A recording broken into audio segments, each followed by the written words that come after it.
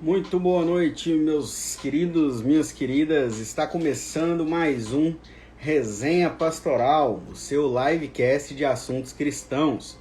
E hoje nós vamos receber como convidado o pastor Camilo, que é pastor da Quarta Igreja Presbiteriana de Anápolis. Já vamos dar início ao nosso Resenha Pastoral de hoje. Só aguardando alguns minutos aí a presença do pastor Camilo para a gente já dar início ao nosso bate-papo da noite de hoje. Então vamos só aguardar alguns segundos aqui até o pastor Camilo entrar e aí a gente já dá início ao nosso bate-papo. Pastor Camilo é pastor da Quarta Igreja Presbiteriana lá de Anápolis, que fica no bairro Jundiaí.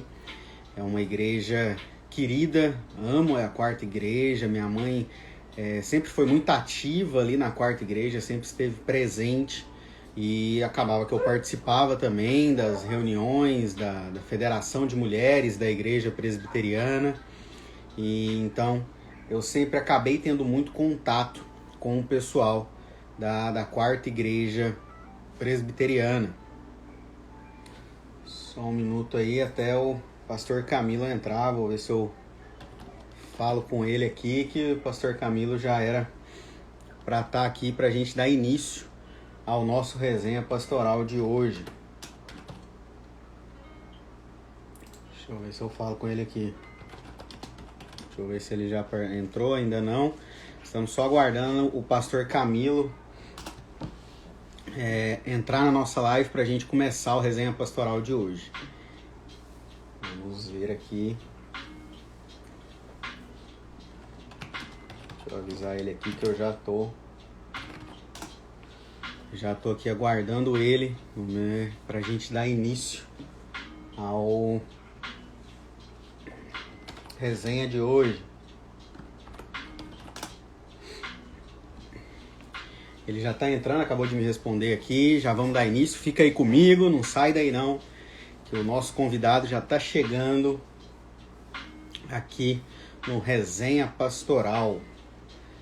Vamos já dar início à nossa conversa de hoje. Deixa eu ver aqui se ele tá aqui. Não. Espera aí que eu já vou mandar para ele aqui.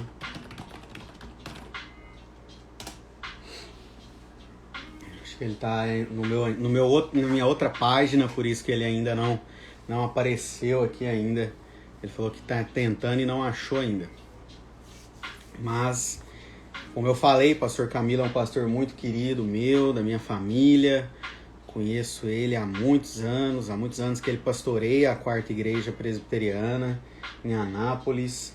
E é uma honra receber ele aqui para a gente estar falando um pouco sobre o reino de Deus, sobre tudo que a gente tem, que ele tem de bagagem para estar passando para nós, né? Então é importante a gente ouvir os mais experientes, ter esse bate-papo com as pessoas mais experientes que estão no reino de Deus. Aí ele chegou agora, já vou convidar ele para a gente começar a nossa conversa. Aí. Só aceitar aí o convite, pastor. Aí, tá aí. Agora foi. Agora foi. Tamo aí, junto. Massa. E aí, pastor, como que foi a semana?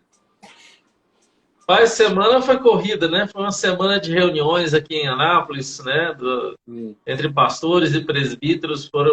Foram dias que tivemos que tomar várias decisões, mas apesar de ter sido muito corrida, foi uma semana muito Que boa bem. mesmo. Que benção.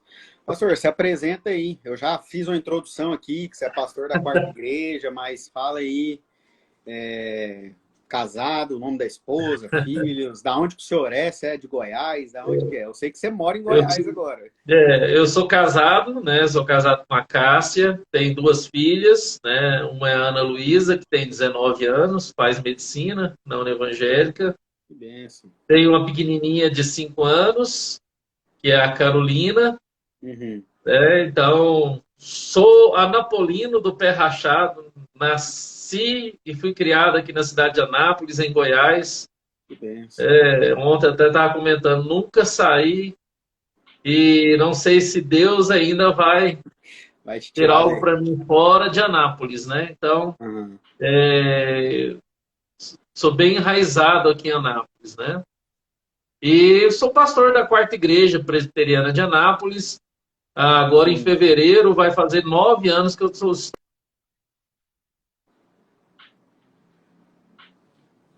A internet caiu.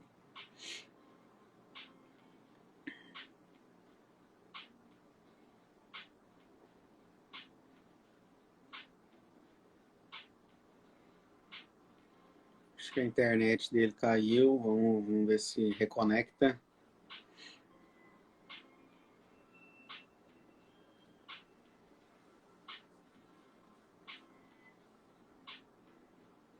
A internet dele caiu. Vou guardar ele voltar para a gente continuar aí o nosso papo com o pastor Camilo.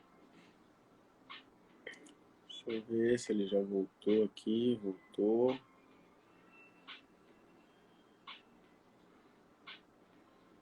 Na internet?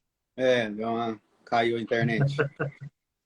O senhor Pois estava falando que está completando 9 anos na quarta igreja. Agora em fevereiro faz 9 anos de pastor efetivo, né? Pastorado efetivo aqui na Quarta Igreja Presbiteriana, de Anápolis, né? Para quem não sabe, o pastorado efetivo é o pastor titular, né? Aquele que assina e é responsável juridicamente pela igreja, né? Então, e ele também assume a função de presidente do conselho, né? Para quem não sabe, a Igreja Presbiteriana do Brasil, ela é um governo conciliar. Então, ela é formada por um concílio, e o concílio é formado por presbíteros docentes e presbíteros regentes, né? E o pastor efetivo, como presbítero docente, ele é o pastor presidente do conselho. Então, esse é o pastor efetivo que a Igreja Presbiteriana tem. Então, estamos aí, 9 anos, viu, Matheus? Sim, até antes do senhor entrar, eu estava falando, eu lembro dele há muitos anos ali na Quarta Igreja, não sei há quantos anos, mas me recordo já há bastante tempo. Pastor, de ordenação, você tem quanto tempo? Eu fui ordenado em 2009. Tem aí 12 anos, né? 12 anos de ordenação. Fui ordenado em 2009. Estamos aí na luta. Ficou como auxiliar 2 anos, 3 anos. Quando eu fui... Vai ser uma das perguntas suas, né? Mas assim, deixa eu... Para não atropelar a pergunta, né? Eu fiquei como auxiliar em 2008 até 2013. Eu fui auxiliar do reverendo Fábio, na Igreja Presbiteriana do Setor Sul.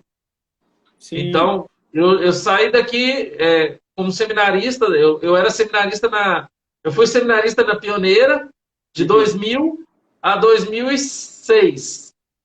Por que 6 anos de seminarista na Pioneira? Porque minha esposa teve câncer, né? Em 2004, eu tranquei a matrícula para acompanhar o transplante de medula óssea que ela fez no Araújo Jorge, que é o Hospital do Câncer, né? Aqui de Goiás, em Goiânia.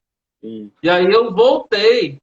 Eu voltei para o seminário em 2007, designado aqui como seminarista tutelado pelo pastor Judas na Quarta Igreja. Então, passei o ano de 2007 na Quarta Igreja Presbiteriana de Anápolis.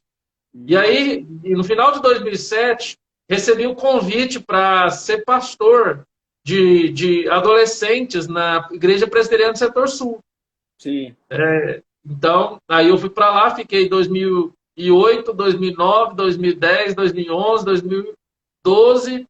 Fevereiro de 2013, eu assumi a Quarta Igreja como pastor efetivo, designado pelo PANA, né, pelo Presbitério de Anápolis. Presbitério de Anápolis. Bacana. E como que foi a conversão? Conta aí. Rapaz, minha história de conversão é longa. Fita. Vou contar para você. Eu sempre tive uma uma queda pelo mundo evangélico, né? Assim, quando era minha família é muito católica, né? Meus pais, meus avós, eu tenho tios, né? Que eu falo que, na verdade, é tio dos meus primos, mas que é padre, que tem tia que é freira. Então, assim, minha família é muito católica. Mas eu tinha uma vizinha que era muito crente. Uhum. E aí, assim, minha família nessa época odiava crente, mas quando alguém adoecia, quem que ia lá Chamava orar, ali. né? Chamava a vizinha para orar. E eu tinha muita infecção de garganta e eu vivia internado, né? Eu cheguei a ter uma infecção generalizada, eu tomei bezetacil dos 5 anos de idade até os 15 anos de idade. 21 e 21 dias eu tomava uma Nossa, bezetacil. meu Deus. Então, eu tive assim o acompanhamento dessa vizinha que sempre nas minhas crises, né, Orava. que fala de reumáticas, né, por causa da garganta infeccionada e virou um Uhum. reumatismo no sangue, essa vizinha lá sempre ia orar, sempre ia orar. Então ela me levava como criança para a escola bíblica dominical, quando tinha algum evento.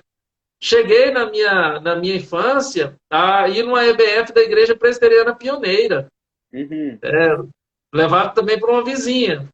Mas assim, a, a, a minha conversão, ela acho que ela se deu um pouco de pouco a pouco, né? Porque quando eu cheguei no ensino médio, eu Uhum. fiz amizade com uma pessoa chamada Rodrigo, e aí ele me levou a Luz para os Povos, né? Conheci a Igreja Uhum. Luz para os Povos na época. Ele era jovem, frequentei grupo de jovens lá. Mas eu lembro que o que mudou mesmo a chavinha, o que de fato mexeu com o meu coração, foi num dia, no culto à noite, eu era jovem, fui numa Assembleia de Deus ali nas Nações Unidas, na Avenida Pedro Ludovico, um Uhum. culto à noite e um pastor pregando. Aquela mensagem falou muito ao meu coração. Isso eu tinha 12 anos de idade. Então, assim, ele fez apelo, eu fui à frente. E aí foi onde que tudo foi acontecendo, né? E aí depois eu fui conhecer a Luz para os Povos, através desse amigo meu, mas depois eu Uhum. voltei para a Assembleia e fiquei firme lá até me casar. Olha. Quando eu casei em 1999, Uhum. eu trabalhava no Hospital Evangélico Goiano e já conheci o reverendo Heráclito. Ele era capelão Sim. do Hospital Evangélico. E aí foi Uhum. aonde, aonde ele me convidou para conhecer a igreja presbiteriana e eles queriam, de fato, uma pessoa que pudesse ajudar numa congregação no bairro Paraíso. Foi onde eu fui para Pioneira e comecei a ajudar numa congregação lá no bairro Paraíso. Isso em 2000, no ano Uhum. 2000. Em 2001, a Pioneira me mandou para o seminário, como Uhum. seminarista. E já emendando nessa história, como que foi essa. Você falou assim, cara, eu acho que meu chamado é para o ministério. Eu não vou ser um cara que só vou ajudar, eu preciso pôr a mão na massa. Como que foi essa parte? Pois é, então, eu assim, por ser uma família muito religiosa, eu fui muito dentro de igreja. Entendeu? E Uhum. criança, logo já assim, já aprendendo a ler, eu já lia uns trechos da homilia na Igreja Católica, na Igreja São Sebastião, em Anápolis. Uhum. Logo depois, na primeira oportunidade, eu fui coroinha. Né? Eu fui Uhum. coroinha até 1993, quando o padre que era paroquial lá, o Frei Romualdo, faleceu. Então, eu sempre fui envolvido com a igreja. Eu acho que se eu não fosse Sim. pastor, ia ser padre. Então, Sempre estava no meio. eu sentia isso no coração, sabe? Então, assim, mas a vocação pastoral veio depois da conversão, fortemente no meu coração, quando eu adoeci. Eu passei 1 ano, 2 anos lutando com uma doença muito severa, que eu urinava sangue sem parar, e Nossa. eu não trem louco, não descobria. Fui para Goiânia, morei em Goiânia tratando. E numa situação muito delicada, chegou numa situação que tudo estava indicando um tumor nos rins. Né? Nossa. Então, Aí eu lembro assim, claramente foi algo muito místico, né? Foi algo muito pentecostal que aconteceu e assim, eu já falei isso no presbitério, quando me perguntaram, sabe? No presbitério, então, assim, na igreja presbiteriana, você contar uma situação dessa. Eu sei que a minha família estava desesperada em Goiânia, depois de uma notícia dessa. Chegou uma tia minha de Anápolis, falou, olha, vamos bota o Orlic no carro, nós precisamos ir numa pessoa que faz uma oração lá em Anápolis, é uma pessoa muito usada, antes de tomar qualquer decisão aí sobre tratamento, vamos lá. Eu lembro que eu entrei nesse carro, era do namorado da minha tia, com ela, minha mãe foi atrás comigo, meu pai junto. Eu estava morando em Goiânia para tratamento, sabe, Matheus? Morando em Goiânia para tratamento. Já tinha 2 anos que eu estava morando na casa dos meus tios. Olha para você ver, né? E meu tio, ele era funcionário, minha tia era funcionária do INSS, meu tio. E aí, assim, chegou uma situação que eu me transformei em Saulo para usar o plano de saúde do meu primo, porque a situação estava muito grave. E aí entrei nesse carro e viemos para Anápolis. E chegamos aqui, lembra ali, no lado do bairro Paraíso, ali perto do Morro do Cachimbo. Umas casas que tinha ali, rapaz. E aí, sei que a minha tia chamou uma mulher lá e, de repente, eu entrei, mas minha mãe, ela me levou para um quartinho ali para orar. E aí, de repente, ela só falou assim para mim, vai ali, você veio de viagem agora, você pode ir no banheiro. Aí eu fui fazer xixi, aquele xixi puro, cara, sangue puro. Ela falou, vou orar por você. Eu sei que ela botou a mão na minha cabeça e começou a orar, começou a orar em línguas estranhas e tudo mais. Aquela situação, e eu senti, assim, como se estivesse, assim, queimando a minha bexiga, queimando, assim, minhas costas, assim, um dos rins, assim. Cara, aí eu sei que ela virou para minha mãe e para o meu pai e falou, olha, Deus tem um chamado. Eu já sentia isso, mas ela falou assim, olha, Deus tem um chamado na vida do filho de vocês não podem impedir. Né? Até então, meu pai e minha mãe, eles faziam tudo para que eu não fosse crente. Minha família, então, fazia de tudo para que eu não fosse crente. Sim. E desse dia em diante, nunca mais urinei sangue, nunca mais. Os exames, deu mais nada. Nada. E meu pai e minha mãe viraram e falaram, olha, você está livre para seguir o seu caminho naquilo que você quer escolher.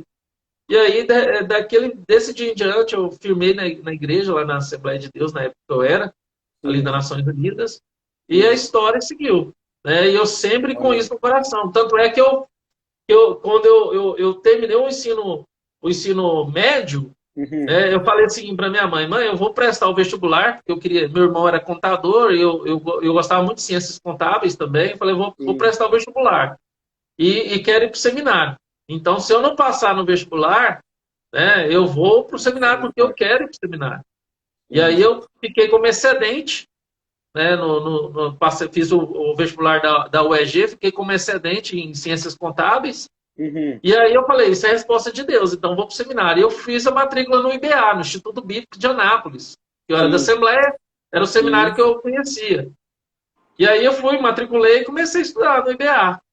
Aí logo a UEG, não sei o que foi, me chamou para fazer o curso de Ciências Contábeis, porque deu uma segunda chamada ali. Aí eu falei, não, agora eu estou no seminário, eu não vou fazer o Ciências Contábeis. E aí eu fiz 2 anos de seminário, ali no IBA. Eu trabalhava como auxiliar de contabilidade, ganhava pouco.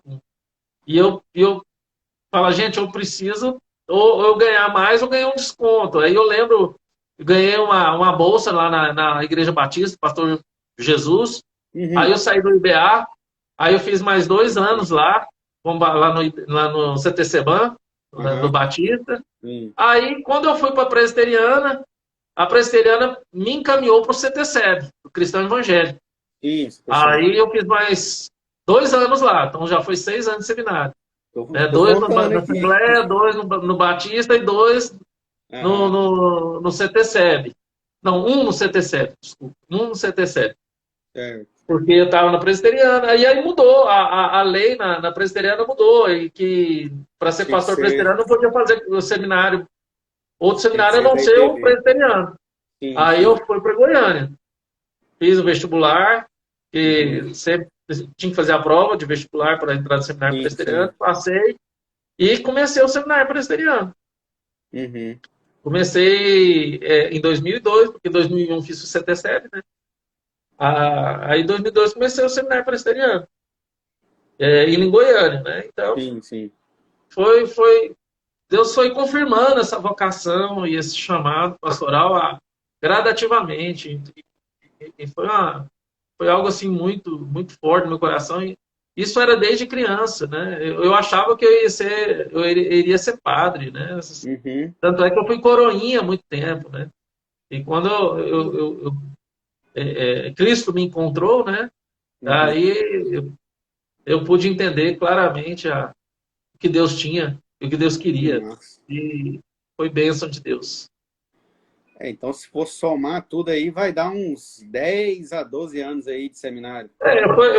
Foi assim, 2 Assembleia, 2 do Batista, um do CTCEB, né? Uns 5 Sim. anos. Aí eu fiz mais 4, né, em Goiânia, no Presbiteriano. Depois eu fiz a convalidação no Mackenzie, faz um ano. Depois eu fiz o mestrado lá no Andrew Jumper, mais 2 anos. Na É, época, o minha meta mestrado é essa. era uma parceria entre o seminário, eu não cheguei nem a terminar, eu tenho que terminar. E agora, parece que agora, por essa parceria do seminário, o SPBC, com o Andrew Jumper não tem mais, tenho que ver como é que vai ficar essa situação. Quebrou? Que Tinha, acho que até 2 anos atrás ainda estava, né? Que eu acho que foi a última vez tinha que essa parceria do eu Andrew Jumper com o SPBC, não tem mais.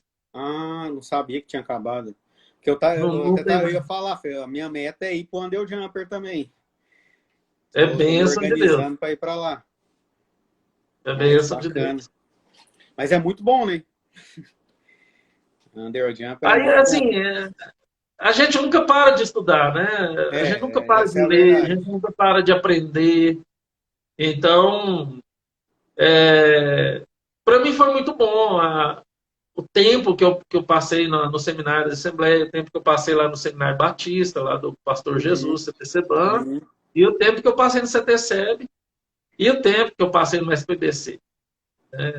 Foi tempos difíceis, porque na minha época a gente tinha que trabalhar o dia todo e estudar à noite. uhum. Então, eu saía do escritório de contabilidade, eu saía do hospital evangélico, eu trabalhei vendendo plano de saúde, né? Aí depois eu saía para estudar. Muitas vezes você saía direto do serviço e ia com a barriga Vazia. vazia, roncando para Uhum, estudar, né? E aí você chegava sim. em casa, 10, 10 e meia da noite, abria a geladeira, via o que sobrou do almoço e fazia o mexidão ali para comer, para aguentar no dia cedo, levantar de novo para ir trabalhar. A Aí, luta. quando eu fui para o seminário presbiteriano, foi diferente. Sim, Porque a igreja presbiteriana, ela te dá uma tranquilidade financeira para você estudar. sim. Então, a igreja pioneira pagava meu salário, a parte do seminário, o presbitério parte do seminário, e aí eu pude Uhum, dedicar com mais tranquilidade ao seminário depois que eu fui para a presbiteriana, porque sim. eles te dão esse apoio para você dedicar ao estudo, né? É, isso é muito bom, muito importante. E, pastor, como que foi aí os desafios do começo, né? Tipo assim, agora sou pastor, e agora? O que você acha que para você foi mais difícil no início de ministério? Assim, para mim não foi, assim, não foi tão difícil porque eu já pastoreava uma congregação.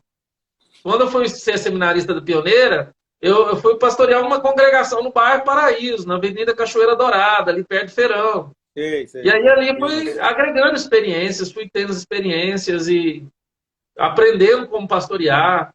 E, na verdade, tudo que praticamente eu faço hoje como pastor, eu fiz como pastor auxiliar ou como pastor da quarta igreja no início, quando eu cheguei, eu fazia lá.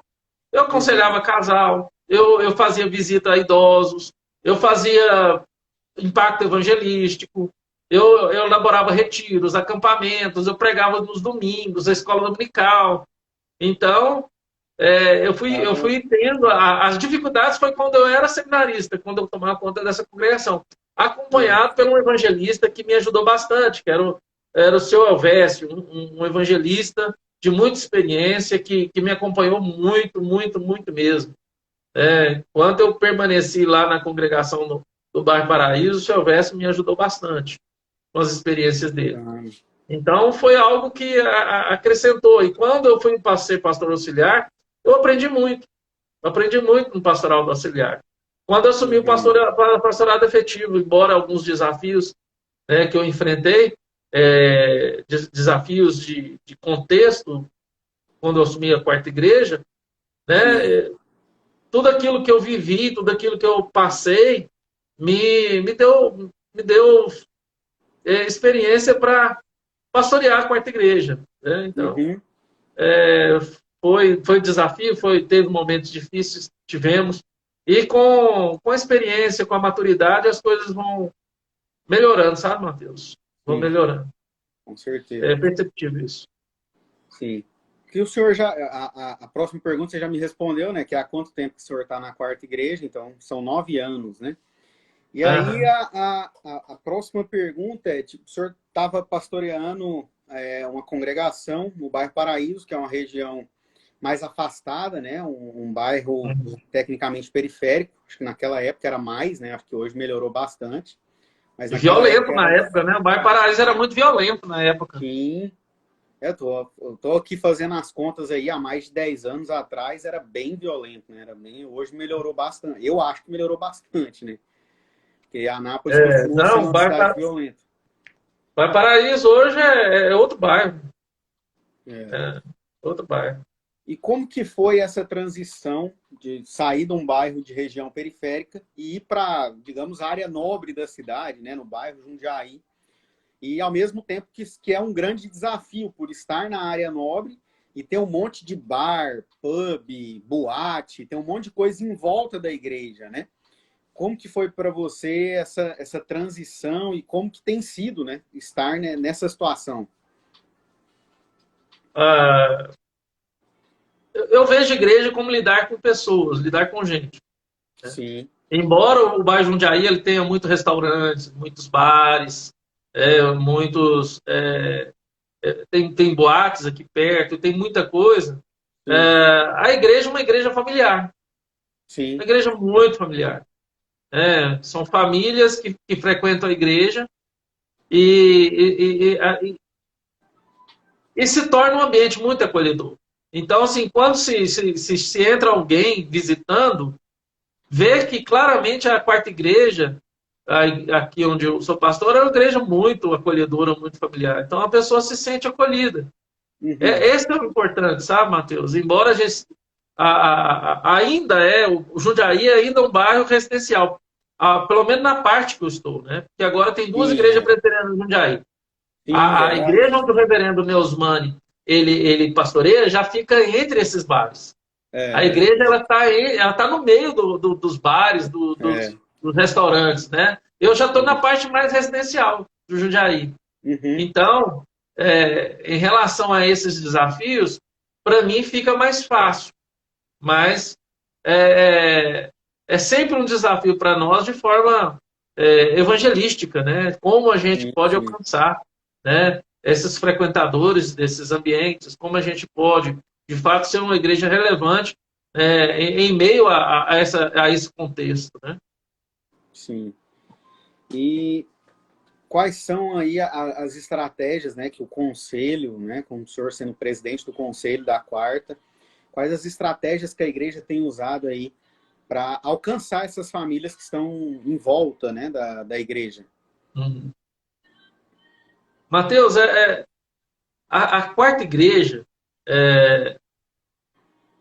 desde quando eu cheguei aqui, o que eu tenho pregado, tentado pregar para a igreja, é de fato a vivência da palavra de Deus, né? A melhor estratégia é aquilo que o Senhor Jesus disse lá em Mateus, capítulo 28, ide e fazer discípulos, né? Sim. Pregando o evangelho. Então, se a gente conseguir, de fato, fazer discípulos, se a gente conseguir viver o evangelho, essa é a estratégia que Deus nos deu. Sim. Eu sou um cara que vivi estratégia na minha vida. Eu fui supervisor de vendas da Coca-Cola, eu fiz cursos e planejamento. Você sabe o que é trabalhar para uma empresa multinacional. Eu fui supervisor de área da Brasil Telecom, na área de empresas jurídicas, né? E aí trabalhei numa multinacional que mexia com marketing de rede. Eu cheguei a Get na Herbalife, equipe mundial, fiz parte da equipe mundial da Herbalife. Então, fiz vários cursos, várias palestras motivacionais de estratégia. Quando eu fui trabalhar com a Nippon Mag, com shows magnéticos, fiz cursos em São Paulo, fiz cursos com um cara que trabalhava com neurolinguística e tudo mais. Aprendi técnicas de fechamento de venda, técnicas de marketing avançado, de network. Sim. E aí, assim, cara, eu fui um cara que fui saturado de técnicas, de coisas estratégicas, né? E quando eu larguei tudo isso voltei para o seminário e dediquei ao Sagrado Ministério, eu falei, Senhor Deus, eu quero ser conduzido pelo Teu Espírito. Sim. Eu quero ter sensibilidade do Teu Espírito. Eu não quero me entregar ao pragmatismo, mas eu quero ter sensibilidade de ser conduzido pelo Teu Espírito Santo. Eu quero pastorear a igreja, eu quero amar a igreja, eu quero poder, de fato, ser um pastor de verdade, sabe? Um pastor que cheira a ovelha, que visita, e que, de fato, prega a palavra com sinceridade, singeleza, que as pessoas entendam que precisam fazer discípulos, que precisam envolver umas com as outras e viver o evangelho da graça, esse evangelho do amor, do Senhor Jesus Cristo. Então, para mim, a melhor estratégia é a estratégia de Deus, e de fazer discípulos. E fazer discípulo é amar a Deus sobre todas as coisas e o próximo a nós mesmos. Fazer discípulo é você caminhar com pessoas, é você servir pessoas, é você lavar o pé das pessoas, é você, de fato, viver com pessoas que têm as suas falhas, fraquezas e suportar e amar essas pessoas apesar dessas fraquezas, dessas falhas e das adversidades que elas enfrentam na vida. Então, é o que eu tento fazer, é o que eu procuro fazer. Agora, é lógico que isso não te exime de certas coisas que você precisa ter, né? Na parte administrativa, gerenciamento de conflitos, né? A gente precisa usar algumas coisas, mas o meu primordial é buscar o Espírito Santo, ter essa sensibilidade do Espírito Santo no pastoreio e na condução da igreja. Isso eu acredito que é muito simples e acaba que a gente complica um pouco no decorrer da caminhada, né? A gente quer, vamos usar de uma forma, vamos usar de outra, sendo que o evangelho em si é simples, né? Como você falou, a estratégia principal é essa, e de fazer discípulos. Então, se a gente conseguir fazer as pessoas imitarem a Cristo, né? Como Paulo diz, sejam meus imitadores como eu sou de Cristo, é a melhor estratégia, né? Realmente não tem nada melhor do que isso. E, pastor, ainda né, nesse assunto, como que você vê as dificuldades que a igreja brasileira, no contexto geral, tem vivido, né? Não só agora saindo da parte local, que a gente estava falando aí da quarta, mas como igreja brasileira. O que você acha que tem dificultado mais para que o evangelho chegue a mais pessoas dentro do Brasil? Mateus, o que eu vejo que a dificuldade que as igrejas andam tendo é porque é a sua preocupação com a quantidade de adeptos. Porque eu vejo que muitos líderes estão preocupados com a quantidade, com o número. Sim. E não com a qualidade. Então, assim, enquanto a igreja, o evangelicalismo brasileiro estiver preocupado com quantidade, nós não vamos alcançar aquilo que deveríamos alcançar. Porque nós estamos deixando o que é essencial, que é a vivência da fé verdadeira, do amor verdadeiro, do evangelho verdadeiro, que é falar do Senhor Jesus Cristo, que é curar pessoas, alcançar corações de pessoas feridas, abraçar pessoas, agregar pessoas, não pensando no que ela pode oferecer ou naquilo que ela pode beneficiar a minha igreja, o meu pastorado, mas sim apenas abraçar mais essas pessoas e pastoreá-las com todo o coração, dentro das suas dificuldades, dentro das limitações delas, dentro da própria limitação da igreja, porque a igreja é muito limitada. Nós somos limitados como pastores, e nós sabemos que nós não somos Cristo, né? Nós somos apenas servo e apontamos para esse Cristo. Então, é exatamente isso, Mateus. Eu vejo que a grande dificuldade enquanto a igreja, enquanto o evangelicalismo brasileiro estiver olhando para a quantidade, de fato, nós vamos ter várias dificuldades. Várias dificuldades. Mas isso é verdade, porque as igrejas, não a maioria, né, mas boa parte, né, da igreja, ela tem muito preocupado em encher a casa. E só porque esse encher a casa enche sem fundamentos, né? Então é mais vantajoso ter poucas pessoas com uma qualidade de ensino na palavra, uma qualidade de fé, porque essas pessoas que estão preocupadas com números, elas não vão... para elas, o membro da igreja é só um número, né? Então, a rede social ela ainda piorou um pouco isso, porque as pessoas estão preocupadas em quantos seguidores ela tem, será que a página da minha igreja tem quantos mil seguidores? Sendo que se a gente tivesse preocupado, a minha preocupação é que você seja um crente saudável, que você cresça na presença de Deus de forma saudável. E isso faz o quê? Que quando a crise vier a essa pessoa, ela está baseada na palavra, ela está baseada na fé em Cristo.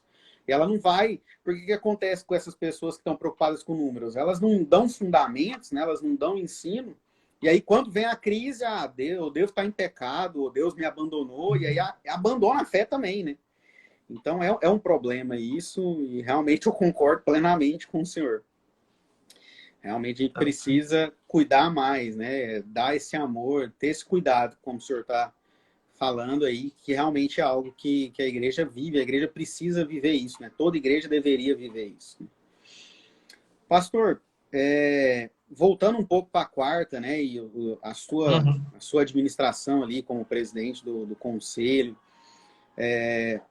recentemente a gente conversando aí nos bastidores, você me falou que uma das metas da igreja é estar investindo 50% da arrecadação da igreja em missões.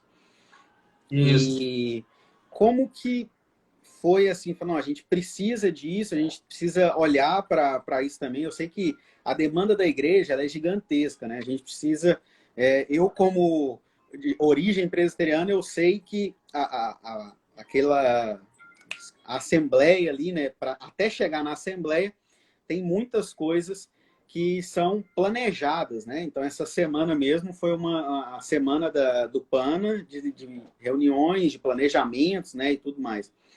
Como foi colocar essa meta? Não, a nossa meta, o nosso objetivo é metade da arrecadação ser destinada às missões. Porque o propósito da igreja é alcançar pessoas. Sim. Seja através das missões urbanas, como o pastor Hacem tem feito aqui em Anápolis, lá no Vale das Laranjeiras, seja através de duas missionárias que nós temos aqui, que é a Fátima e a Linda, lá com os quilombolas, no Paraná, no Tocantins. Nós precisamos alcançar pessoas que não estão sendo alcançadas. Nós precisamos, como igreja, ser um agente facilitador para alcançar essas pessoas. Verdade. E assim, a proposta que eu trouxe para o conselho da igreja, na nossa penúltima reunião, é que a gente possa, no orçamento da igreja, gradativamente aumentar a nossa porcentagem para missões. Para que, de fato, metade, chega no momento, como muitas igrejas já estão fazendo, metade do orçamento da igreja fique, de fato, voltada para missões. Porque aí, assim, a igreja está sendo esse agente facilitador do evangelho. Porque a gente vê as dificuldades de muitos irmãos que são missionários, que são pastores, que estão no campo tentando fazer alguma coisa, mas é muito difícil. Sim. É muito complicado. E muitos têm família, precisava ter pelo menos uma paz no coração em relação às dívidas, às contas, para trabalhar tranquilamente no campo. Eu sei como é isso. Eu fui seminarista tomando conta de congregação. Eu tinha uma filha pequena, de 2 meses, esposa com câncer, né? E precisando de tratar. Uhum. E aí a gente sabe o quanto precisa de um apoio financeiro. E graças a Sim. Deus, né, por um bom tempo eu tive o apoio financeiro da Igreja Pioneira, dos irmãos que me Sim. sustentaram nesse momento, com ofertas, com muita ajuda para aguentar o baque que eu sofri. Mas Sim. quantos missionários estão no campo aí sofrendo? Uhum. Quantos missionários estão sofrendo? Quantos missionários? Eu falo, assim, a gente talvez fala, não, aqueles que estão ligados a grandes agências de missões estão mais amparados. Mas aqueles que Os não que não estão estão, né? ligados a grandes agências de missões, missionários, né? Sim. Quantos aqueles que estão, no campo aí precisando de um apoio, Uhum. né? Então, eu vejo que o papel da igreja é fundamental. Aqui nós agregamos pessoas, né? E essas pessoas são comprometidas com as suas contribuições, né? Só que a igreja ela não pode estar olhando só para ela. A igreja não Uhum. precisa olhar, né? Porque a igreja é chamada para fora. Isso a própria palavra eclesia nos leva a isso, né? Quando eu Sim. coloquei nas mídias sociais, né? Não botei quarta igreja presbiteriana, mas coloquei eclesia napolina, foi pensando nisso. Né? E nas mídias sociais você está lá, mas registrado está como Eclesia Napolina. É uma igreja de fato Legal. chamada para fora em Anápolis. Uhum. Estamos em Anápolis, é uma igreja chamada para fora. E a gente quer, de fato, ser um apoio, né, missionário, financeiro para vários missionários, que na verdade não tem uma grande agência missionária por trás. Amém. Realmente prazeroso, né? Como pastor missionário, né? Como eu já vivi na missão integralmente e sempre tive essa preocupação, né, na minha cabeça de como é que vai ser esse mês, como é que vai ser daqui quanto tempo, eu não sei como vai ser. Olhar para a Hoje, dispensa e ver as coisas acabando, olhar para o isso, carro, não pode estragar, porque se estragar não tem dinheiro para consertar. bem assim, né? É bem assim mesmo. Então, ver pastores como o senhor que tenham essa visão, isso traz uma força. Ô, senhor, tá valendo a pena. O senhor tá levantando líderes com esse pensamento, porque eu, como já ajudei muito, né? Eu já fui tesoureiro de uma igreja, ajudei nessa parte de finanças. Eu também gosto muito de números, né? A Bárbara mesmo, minha esposa, deu o começo do mês, eu vou abrir minha planilha no Excel e vamos ver o que vamos pagar primeiro, vamos organizar. Então, sempre até os centavos, o senhor falando aí que já quase fez ciências contábeis, eu fiquei ali pensando, eu também gosto de números, sempre estou nesse controle.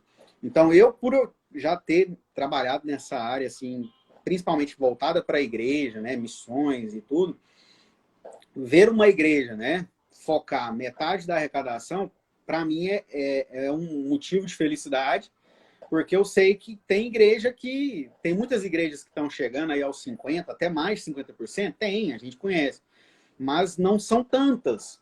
A maioria, se conseguir arrecadar de 10% a 20% para É um grande missões, já é desafio. muito. É um É um grande desafio. desafio. É um grande desafio. E o que o senhor, assim, nesse planejamento que vocês estão fazendo, o que precisa mudar na igreja para chegar a esse objetivo? Tipo, como eu sei que tem irmãos aqui que estão nos ouvindo e tem outros pastores também que Eu vejo que a não, gente às vezes não está agora, mas vai assistir depois, né? eu vejo que é quebrar paradigmas. Sim. São vários paradigmas que precisam ser quebrados, viu, Matheus?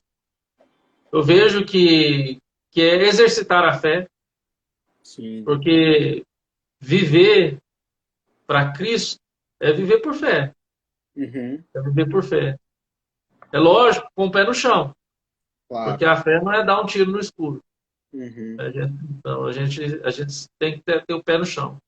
Mas a gente precisa é, saber que Deus é soberano e que Deus cuida, é o Deus da provisão. E entender o nosso chamado, ter convicção em entender o chamado da igreja. A gente entender que, eu falo sempre isso aqui de púlpito, que nós, cristãos, os crentes, não foram chamados para sentar num banco e ficar ouvindo sermão. Né? Não foi. Isso aí não é. sermão, pregação não é para engordar crente espiritualmente, não, né? É para alimentar esse crente, Deus falando, para ouvir a voz de Deus, para que esse crente seja fortalecido na fé, para viver de fato o desafio do cristianismo, dessa fé cristã, né? Em se doar, em saber que ele pode doar, ele pode, pela fé, investir no reino de Deus. E a igreja, como liderança, ela entender que Deus é soberano, que Deus é o Deus da provisão, que nós podemos, de fato, enfrentar esse desafio de contribuir para que esse reino de Deus alcance povos, alcance pessoas, supre pessoas que estão passando dificuldade. Porque existe várias formas de fazer missão. A gente vê aqui a Missão Vida, né? Trabalho com mendigos, pessoas de rua. É um trabalho lindo a gente vê. A gente vê o seu trabalho aí, que é a Casa Vival, né? Revival, de dar apoio a missionários. Eu tenho uma ideia muito boa, que eu quero mais para frente colocar em prática, que é comprar uma Kombi e fazer uma Kombi Home para dar assistência espiritual, pastoral e para missionários que estão em lugar assim, de difícil acesso. Né? Que talvez não teria como eu ficar ali, né? Mas teria uma Kombi para poder fazer isso, esse trabalho. Né? E tem muitos missionários assim aqui perto, né? Trabalhando em Tocantins, em Goiás. Então, a gente sabe que o quanto existem irmãos que estão precisando de ajuda. Né? Até dentro da própria igreja. Então, é um desafio, de fato, dos membros da igreja, ter um coração grato, um coração quebrantado, desprendido, para fazer as suas contribuições de forma regular, com alegria no coração, e que isso parte também da liderança da igreja, nós líderes, de saber que há, de fato, algo além das quatro paredes da igreja, que precisamos abraçar, que precisamos ser aquele apoio que muitos precisam lá fora. E assim a igreja vai avançando, porque esse é, de fato, o olhar para uma igreja universal, uma igreja maior, a igreja invisível, a igreja militante que está aí sofrendo. Muitos irmãos da igreja militante estão sofrendo. Essa é a grande realidade que nós temos e um grande desafio. É verdade. Bênção demais. Eu acho que o meu coração fica muito feliz, né? Com esse pensamento, né? Eu sempre te admirei, já vou fazer aqui, puxar um saco. Sempre admirei ali o trabalho, né? A quarta igreja para mim é como se fosse uma segunda igreja, né? Minha mãe sempre esteve nas reuniões da SAF e da Federação na quarta igreja. Então eu desde pequeno, né? Desde a época do Gildásio, que eu ia para a quarta igreja com minha mãe e com meu pai, participar ali de alguma reunião, de algum encontro, né? Dos chás. Então, sempre levei a quarta igreja com um carinho no coração. E depois que você assumiu a igreja, fui já algumas vezes aí na quarta e sou grato pelo Senhor, pela vida do Senhor também, né? Por todo esse processo, né? Porque tudo eu sempre falo isso muito aqui pro pessoal, gente. O imediatismo da nossa geração tem piorado muito as coisas, né? Porque a gente está acostumado a pedir um lanche, se ele demora mais de meia hora, a gente está nervoso. E Deus é o Deus dos processos, né? Então, olhar para a sua vida e ver todo esse processo que você passou para estar no pastoreio hoje, ter enfrentado tudo isso com a sua esposa, né? Quero agradecer a Glenda aqui, que até comentou ali antes, estou até voltando aqui para ver, que ela falou que achei aqui, ó, foi muita luta com a Cássia, mas graças a Deus está tudo bem. Depois ela fez um outro comentário aqui também. Obrigado, Glenda, pelas suas participações. A Rebeca, foi 11 anos de tratamento. Sim. Teve câncer em 2002, 2004 e 2008. Nossa. Tratando foi 11 anos, rádio, químio, transplante de medula óssea. Nossa. E desde 2013 até agora mais nada. Então vai fazer... Meu Deus. 2023 vai fazer 10 anos, né? 10 anos, 10 anos que não tem mais nada, graças a Deus. Graças a Deus.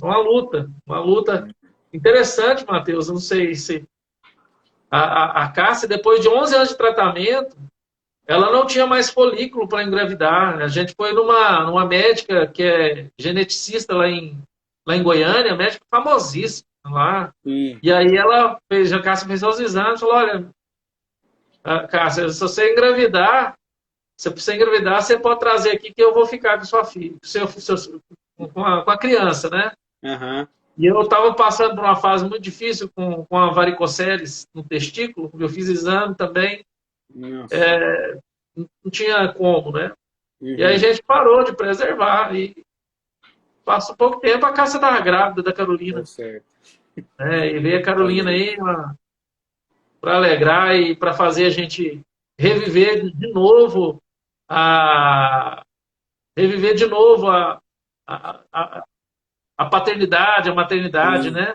Aquilo eu falo sempre para cá, aquilo que o câncer nos roubou na infância da Ana Luísa, foi muito difícil, né? Porque a infância da Ana Luísa foi nós, né? Desde o nascimento dela até os 11 anos de idade, foi a gente correndo, lutando contra o câncer, né? A gente lutando contra o câncer. E aí, quando veio a Carolina, né, a gente sentiu Deus nos dando novamente uma segunda chance, né, de viver a paternidade e a maternidade sem com a preocupação com a doença na cabeça. Aquela turbulência. Foram momentos muito difíceis que nós vivemos. Nossa, muito difíceis mesmo. Chegou um momento que eu achei que eu ia perder a Cássia, depois do transplante, onde os médicos chegaram, olha, não podemos fazer mais nada por ela, pode chamar os familiares para despedir. A Cássia não tem como ela voltar a viver. Ela não tem como fazer mais nada. E Deus fazer um milagre na vida da Cássia. Eu ir para o banheiro do Hospital do Câncer, no momento que eu recebi a notícia dos médicos, chorar diante de Deus e falar, Deus, o Senhor me deu uma esposa, o Senhor me deu uma filha.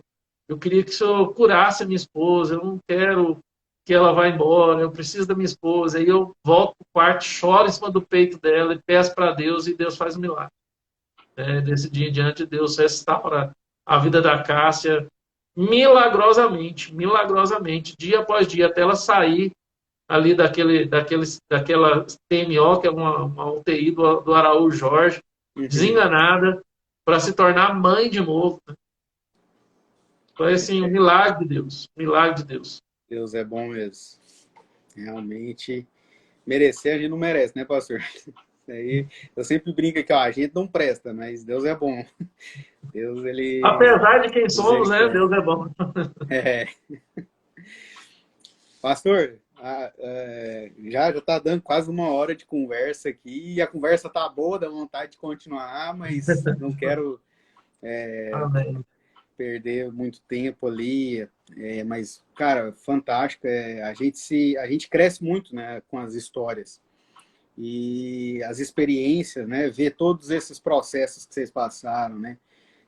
Esse cuidado de Deus nos mínimos detalhes, né? Eu sempre falo muito que Deus é o Deus dos detalhes, porque é naquele detalhezinho sutil que a gente fala assim, se não fosse Deus aqui, eu não sei o que seria. E realmente, Deus, ele faz toda a diferença nas nossas vidas. A Glenda até comentou ali que não foi... que foi aluna da Cássia, né? Que a Cássia foi minha professora do começo, desde pequena. A Rebeca, né, tá aqui, minha irmã, falando da luta dela contra o câncer também, que não é fácil, mas que Deus faz os milagres, né? Às vezes a gente fica um pouco cético, entra naquela rotina do frenesi da vida, e eu sempre falo, cara, todo mês é um milagre, toda situação que a gente vive é um milagre. Porque tem muitas situações que a gente vive que a gente não vê saída. E é Deus que está no controle, né?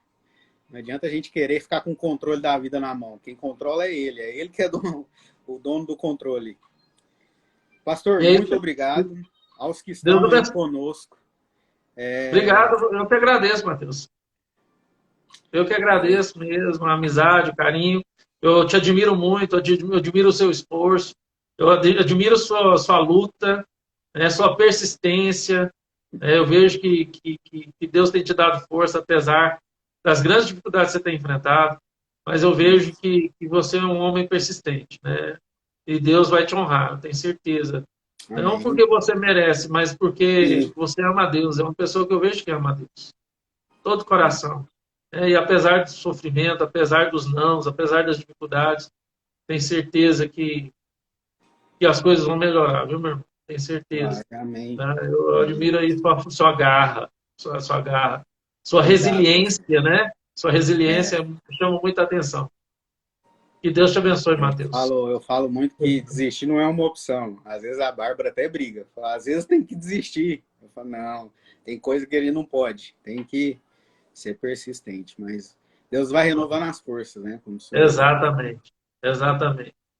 Então, quem está aí com a gente até agora, ficou com a gente aí nessas quase uma hora de conversa. Se não segue o Pastor Camilo, segue a página dele aí. Se não me segue, segue a minha página também.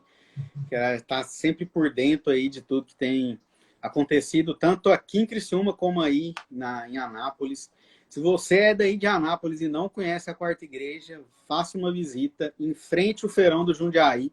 Não tem outra igreja em frente ao Feirão do Jundiaí, até onde eu sei. É só a quarta. Então, você tem que achar. Então, Presbiteriana, vai né? lá. Que hora que é o culto, pastor? É 7? Nós temos do culto domingo de manhã às 9, depois a escola dominical, e temos à noite às 19. Então, Agora nós estamos reorganizando para voltar os grupos, pequenos grupos, meio de semana, né? Ainda na sim, pandemia, mas está ficando mais tranquilo, né? E aí tá. a gente está reorganizando as questões. Voltamos à semana de oração, né, na presencial na igreja, Bom, e Deus vai conduzindo. isso aí. Então, faça lá uma visita à Quarta Igreja. E se você tivesse a igreja também, você já cabe nesse uma hora de conversa, você já conheceu o pastor Camilo e viu que é homem de Deus e pode confiar que assina embaixo. Ele está ali na quarta igreja, Racem também está ali no suporte com ele, pastorzão, que eu amo muito também, a Racem, a família dele. Então é isso, pastor. Deus abençoe, Obrigado, muito Matheus. obrigado mais uma Amém. vez e tamo junto. Eu, Quando eu eu for aí, agradeço a vamos tomar um amizade e o café. carinho. Obrigado. Deus abençoe. Amém. Tchau, tchau. Tchau para todos.